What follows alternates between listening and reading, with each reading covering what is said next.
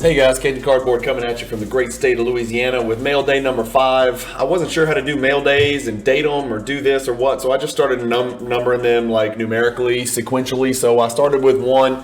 Every time I get 4 or 5 cards added to my PWCC vault, or sometimes when I get them mailed to my home address, if they're raw cards that I plan to grade for my collection or to grade and like resell, I'll do a mail day. So these are usually going to be about 5, 6, 8, 10 minutes long, depending on what's in here. And it's usually going to be anywhere from 5 to 7 cards each time because I don't want to keep you guys too long. So let's switch over to the PWCC vault. As always, I store all of my slab cards. 99% of my collection is in the PWCC vault, not at my house. There's a million reasons for that. I talk about it all the time.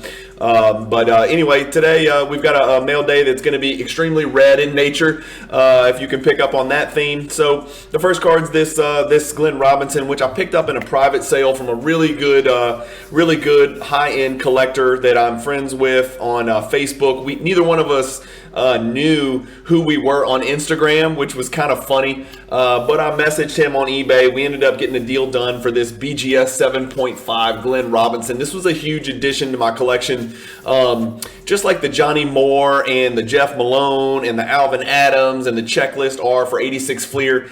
This Glenn Robinson, even though he's a pretty good player, is extremely valuable because he's an extremely low pop player, right? In all of the red PMGs are low pop, but this Glenn Robinson that you're looking at on your screen is a BGS pop of 1, and there's only 1 graded higher. In fact, I think a raw one just sold on eBay for like $13,000 or something like that. I'm not really sure. I bowed out of the bidding on that raw one, but I was super pleased to pick this one up from a super high-end quality trusted seller off of Instagram, and we'll call him Joe.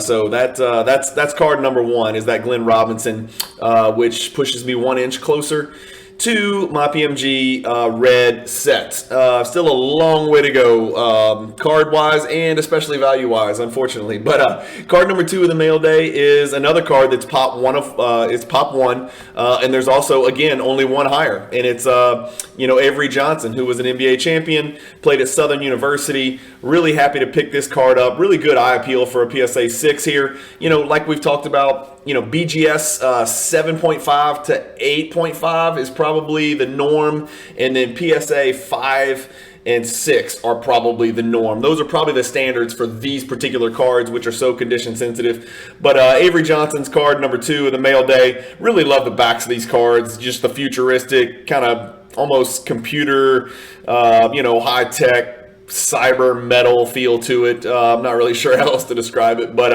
anyway, that's card number 2 of mail day number 5. Card number 3 is, let's keep the theme going here, this Kersey Hawkins is a PSA 4. I think it's probably because it's got some really noticeable edge wear on the left. As I've said a million times, I don't give a heck what condition the card's in. If it's in a PSA slab, I know it's authentic, and I am happy about it. This is a PSA 4, so a little lower grade than average, but if you look up here at the screen, you can see this is also a pop 1, and there's only 1 graded higher. And this is actually the second copy I have of the Kersey Hawkins, so I've got a duplicate Kersey Hawkins. I've got about 19 duplicate PMGs. The reason I've picked those up along the way is because you just don't see these cards very often.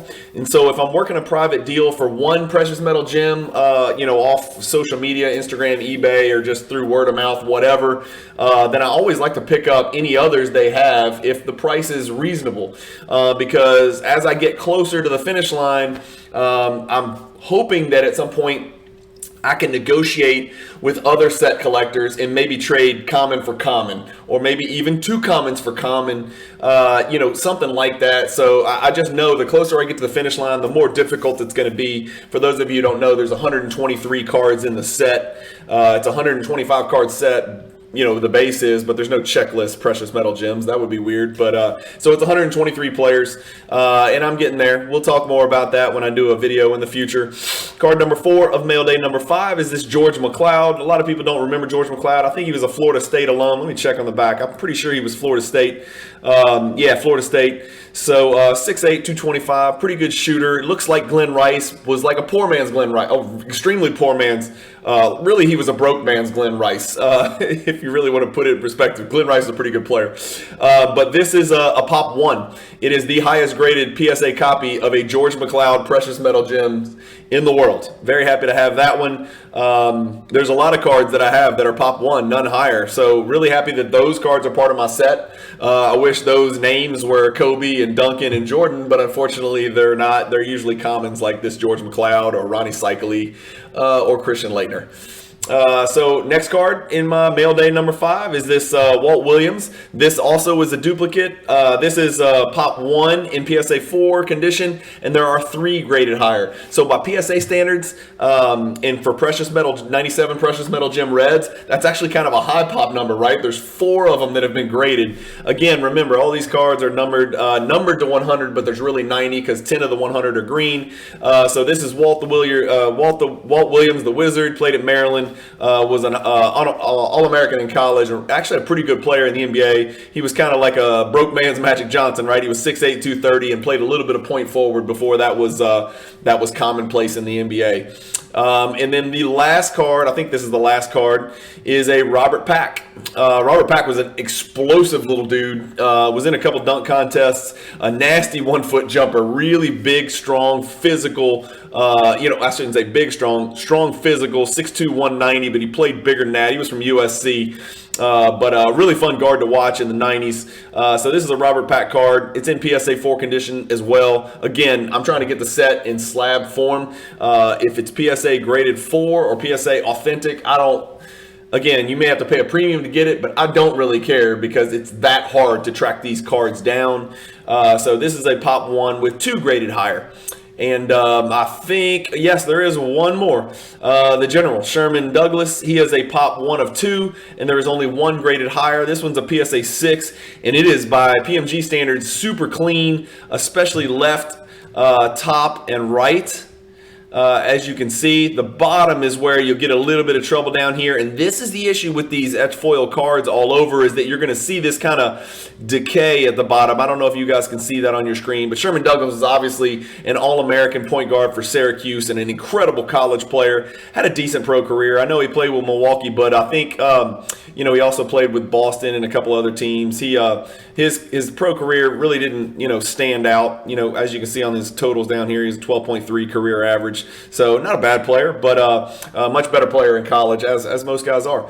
So anyway, back to the list. We've got a pretty boring mail day for those of you who aren't interested in precious metal gems. But like I said, I'm going to try to stay consistent, and I like to do these mail days because it helps me keep track of my inventory and who's coming in and out. And I would just like to use the vault for its intended purpose, which is to show high-def images of some cards in my collection. I couldn't do this otherwise. I'd be fumbling it or trying to show them to you on the screen or whatnot. But yeah, we've got 1, 2, 3, 4, 5, 6, 7 PMG Reds added to the set. That was a huge step forward.